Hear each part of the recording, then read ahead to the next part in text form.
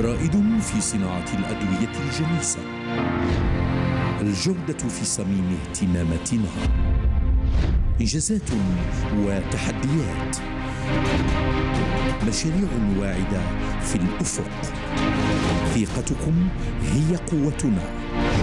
خبرتنا في خدمة صحتكم. سايدان، مؤسسة في أوج النمو.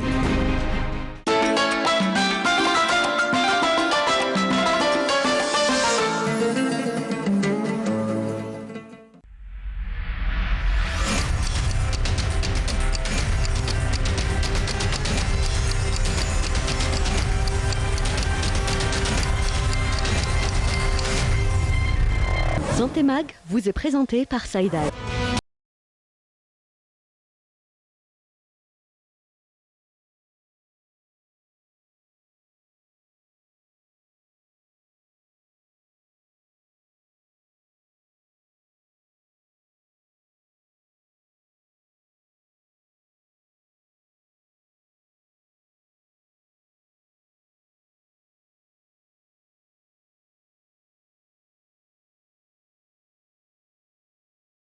Bonsoir à tous, merci de nous rejoindre sur Canal Algérie pour ce nouveau numéro de Santé Mag. Nous nous intéressons ce soir à l'une des causes du mal du siècle, le mal de dos, à savoir la hernie discale. Très douloureuse et parfois handicapante, la hernie discale est définie en gros comme l'usure des disques qui séparent les vertèbres. Quels sont les facteurs de risque de cette maladie? A-t-elle des symptômes? Comment vivre avec une hernie discale? Et puis, quels sont les traitements possibles et disponibles de cette maladie? C'est ce qu'on tentera ce soir de comprendre avec nos invités et nous recevons pour en parler justement le professeur Dahou Makhloufi Chafia. Vous êtes chef de service de rhumatologie à l'hôpital de Beb-Loued, ex-Mayo. Bonsoir. Bonsoir madame. Nous recevons également ce soir avec nous monsieur Belhabib Hafid. Vous êtes notre témoin ce soir. Merci d'avoir accepté notre invitation. Merci et bonsoir à tous les téléspectateurs. Je rappelle que vous venez de Bougie. Merci d'être venu de si loin en ces temps de neige. Monsieur Lahbib, vous souffrez d'une hernie discale depuis maintenant à peu près 40 ans. Dites-nous un peu à quoi ressemble une douleur d'une hernie discale et à quel point cela peut être gênant dans votre vie. C'est une douleur atroce. D'ailleurs, j'ai vécu ça. D'ailleurs, ça vous pousse. C'est à quel niveau? C'est à quel niveau? Généralement, moi, je n'ai pas ressenti au niveau du dos. Je l'ai ressenti tout le long de la jambe, des fois aux orteils, des fois à la cuisse, des fois ça dépend. C'est un tissu paraît-il, un tissu qui résonne. C'est un peu partout, oui. C'est un peu partout. Et puis, à quel point cela vous gêne dans votre vie de tous les jours? Ça me gênait parce qu'on n'est pas à l'aise, il y a la douleur derrière, on essaie de gérer la douleur, de s'habituer à la douleur. Et à part ça... Même sur le moral, ça peut jouer sur le moral, oui. Mais déjà, on ne dort pas bien, on n'est pas bien, on est stressé. Quand vous recevez quelqu'un à côté qui vous parle, vous ne l'écoutez jamais parce qu'il y a une douleur qui vous empêche d'écouter les gens, de sourire, de discuter. À chaque fois, c'est une gêne atroce. Voilà, c'est handicapant, en effet. Vous avez fait le choix de la chirurgie, on va en parler tout à l'heure justement. Je me retourne vers vous, professeur. Je disais au tout début justement que la hernie, si on peut la définir en gros, c'est l'usure des disques qui séparent nos vertèbres. Et si on sait qu'on incline un peu notre dos à peu près 2000 fois par jour, c'est un peu normal avec l'âge. Mais pourquoi a-t-on cette image que la hernie discale est une maladie grave? Est-ce que c'est une maladie grave en finalité? D'abord, il faut savoir que la hernie n'est pas liée forcément, n'est pas l'usure du cartilage. Oui. La hernie, le disque intervertébral sépare deux vertèbres. Et il est principalement constitué de tissus fibrocartilagineux tout autour, avec au centre une substance qui est molle, qu'on appelle le noyau, nucleus pulposum. Nous, les médecins, on dit... C'est le noyau gélatineux. Noyau gélatineux. Et lorsque il y a des microtraumatismes qui sont répétés, il ne faut pas oublier que le rachis lombaire est un segment qui est très mobile, et c'est le rachis lombaire qui supporte le poids du tronc, le poids de la cage thoracique, des poumons et de tous les organes qu'on a au niveau du tronc. Et forcément, c'est le segment qui est mobile, qui est très sollicité. Et il est extrêmement mobile. Et donc, c'est le segment lombaire qui reçoit le maximum de sollicitation et bien sûr, qui essaye de répartir les forces. Alors, lorsque ces forces-là dépassent les capacités de ce rachis, il y a ce qu'on appelle une fissuration du disque intervertébral avec une fuite de ce liquide qui appartient au noyau, qui va entraîner une petite formation de hernie qui, elle, irrite la racine. Les racines de part et d'autre, ça peut être la racine, tout dépend. Monsieur, votre invité l'a bien dit tout à l'heure, il a dit « je la ressens, la douleur, au niveau des membres inférieurs ». Il a dit tout au long, et non pas au niveau du dos. C'est vrai que parfois elle est ressentie au niveau du dos, au niveau lombaire, mais parfois aussi cette irritation de la racine, cette hernie, venant comprimer la racine, elle va donner des espèces d'étincelles, des espèces de douleurs, d'engourdissement. En fait. Exactement. Toutes les régions qui sont énervées par cette racine le long du membre inférieur.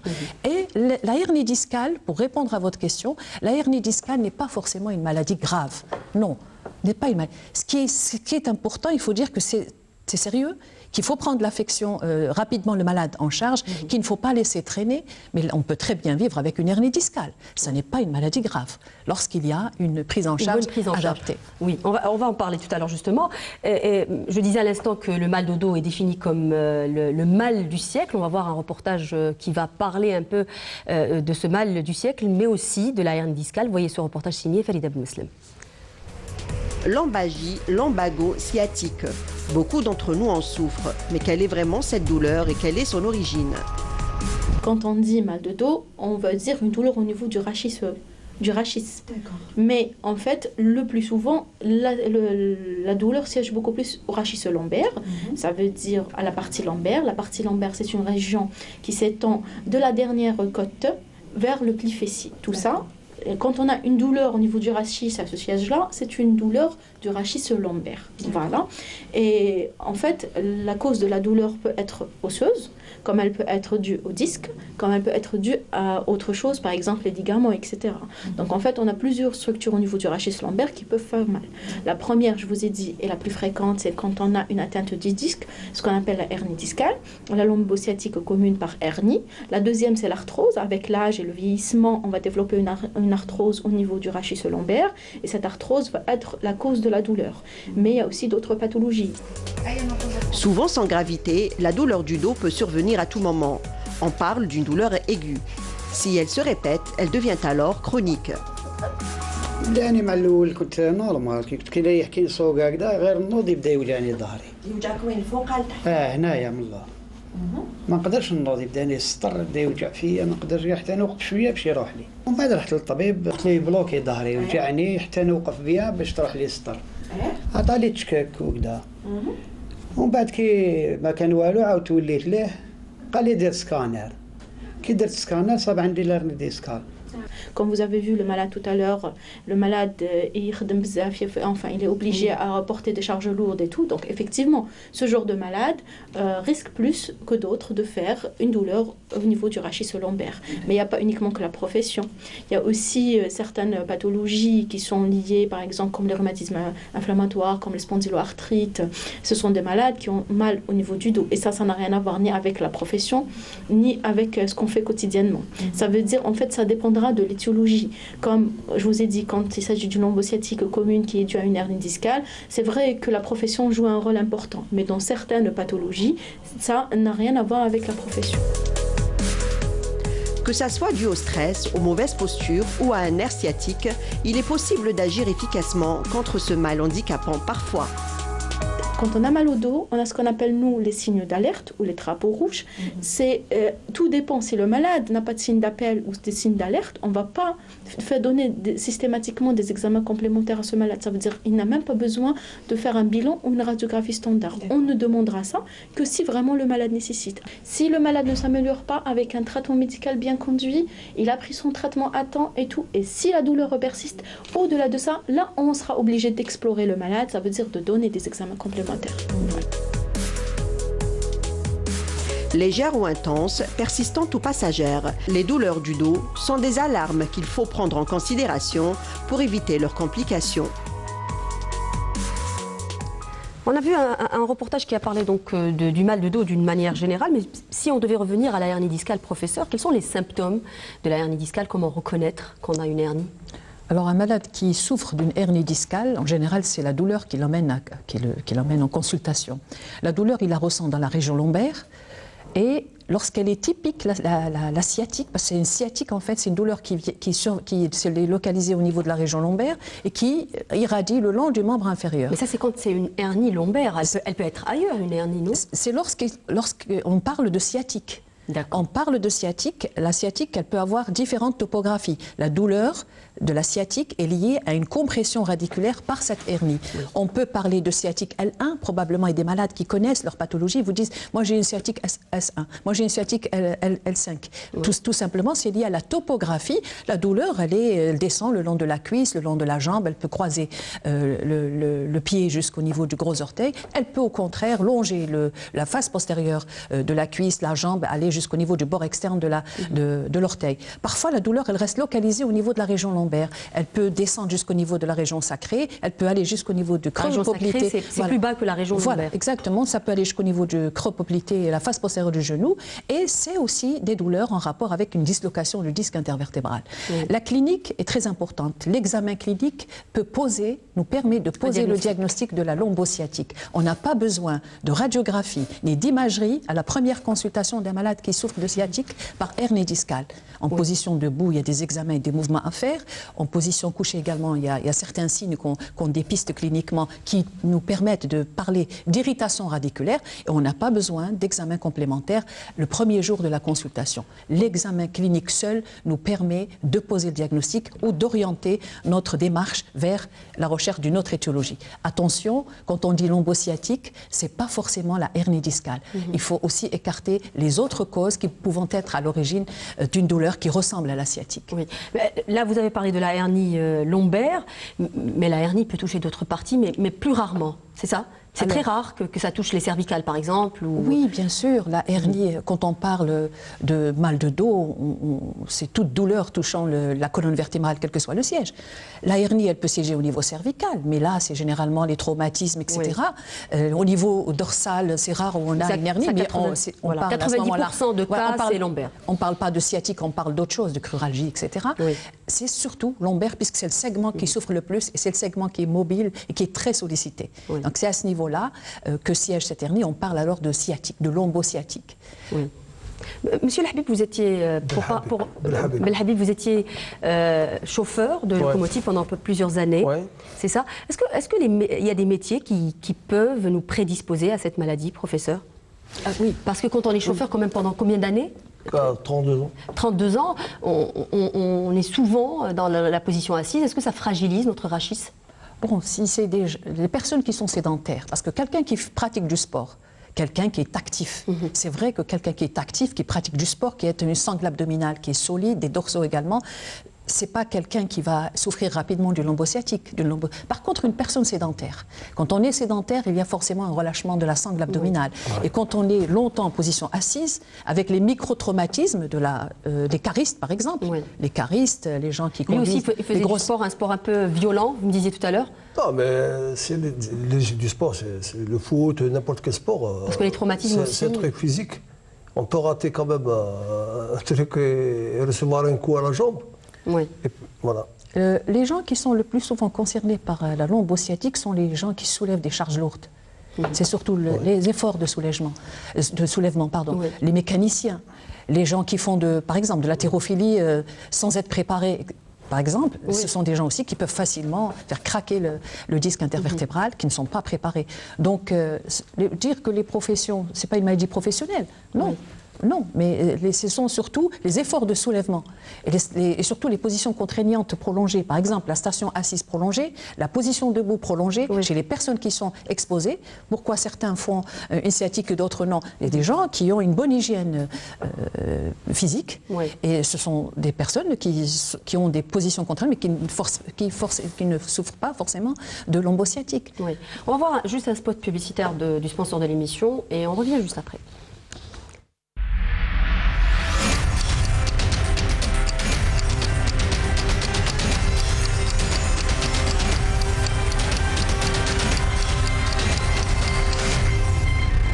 Santé Mag vous est présenté par Saïdaï.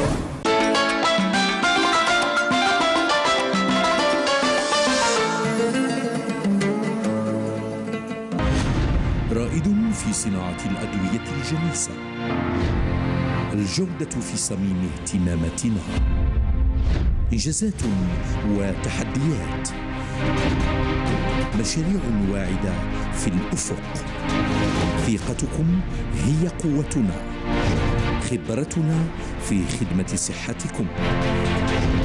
سايدان، مؤسسة في أوج النمو.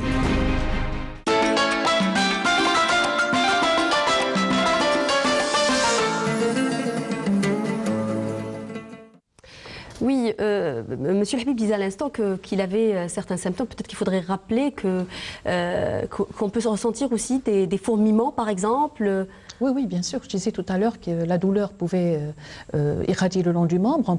Le malade peut ressentir une sensation d'engourdissement. Parfois, ce sont des décharges électriques. Parfois, ce sont des fourmillements. Quand il s'agit d'une douleur, très souvent, le malade il vous dit « j'ai mal dans la journée ».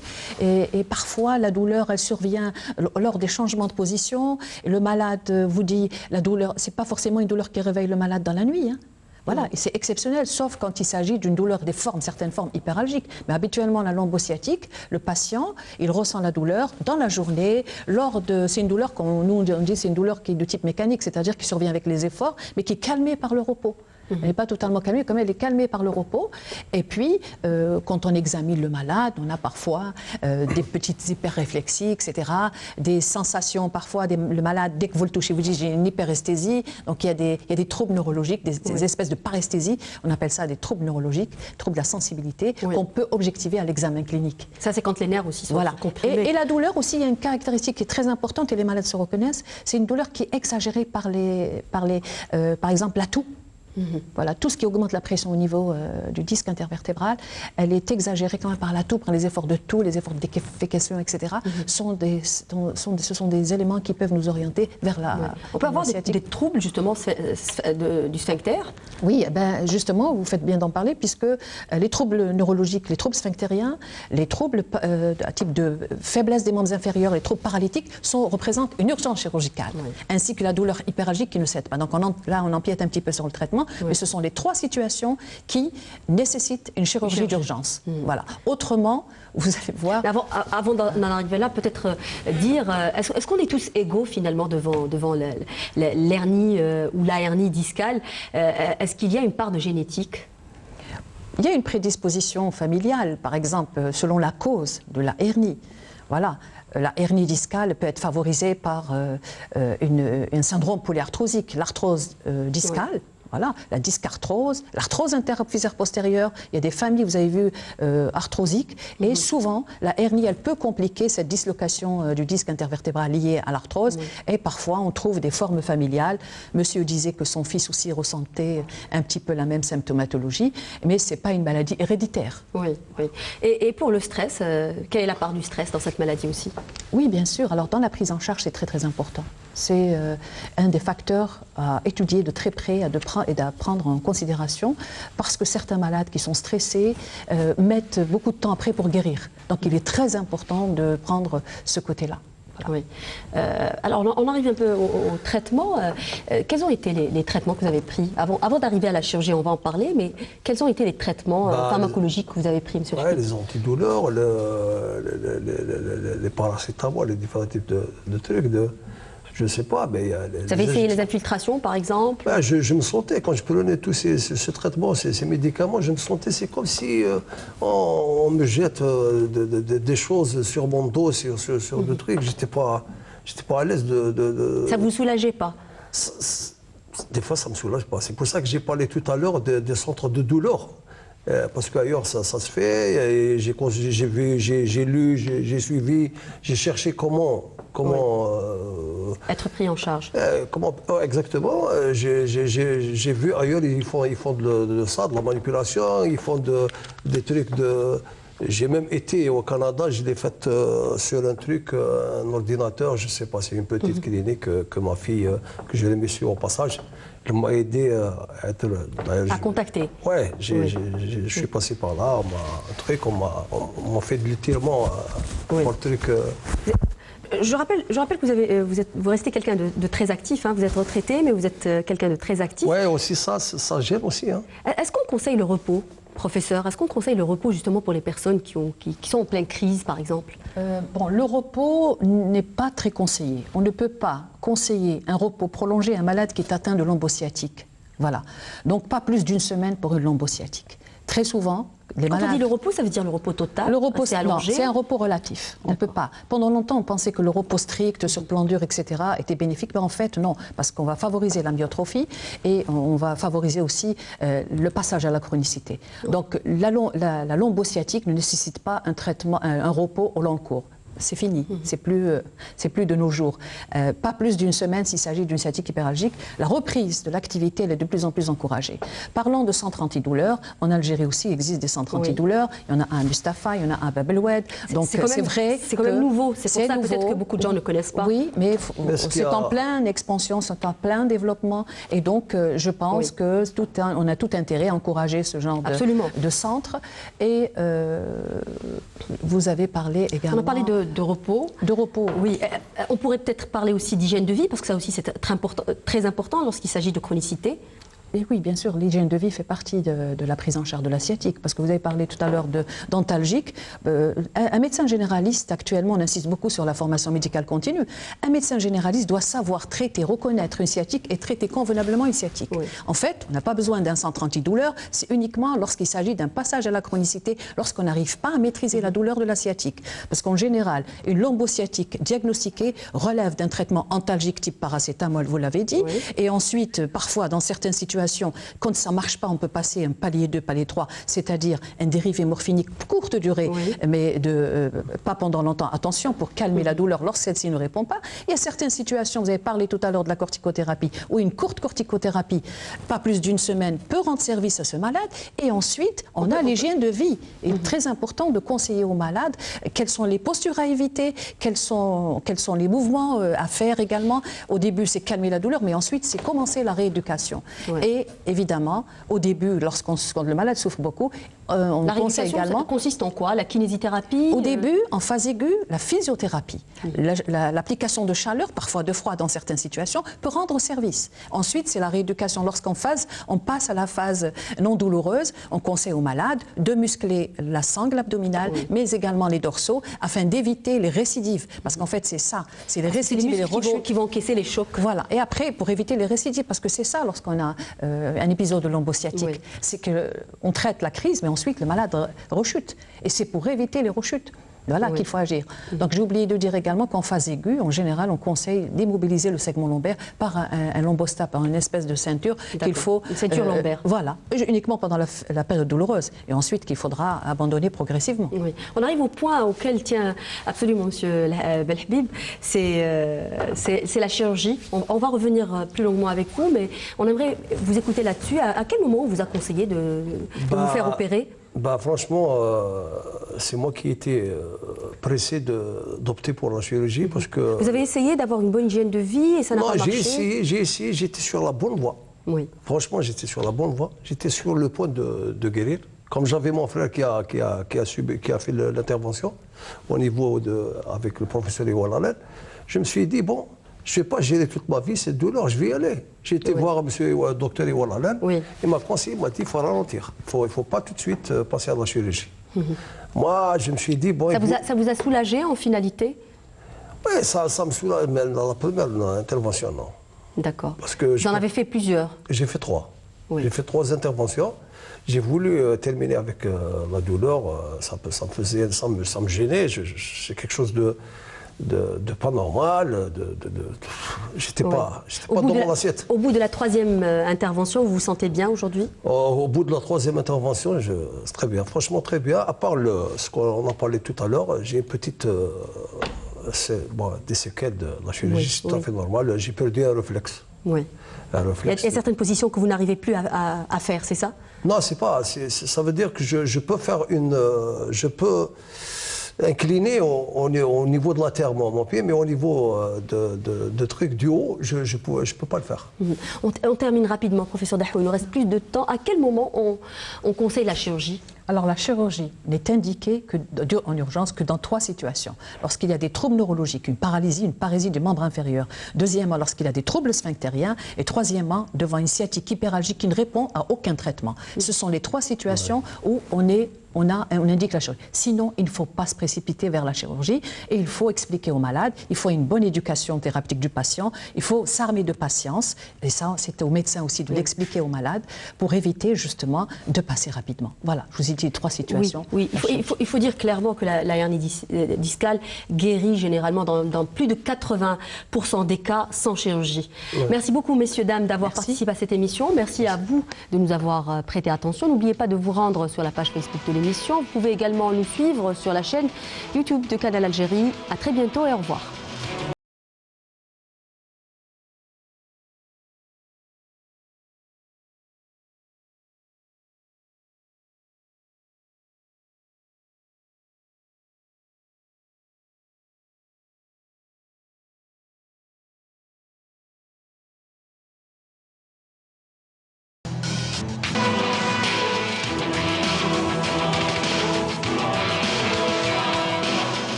Santé Mag vous est présenté par Saïda.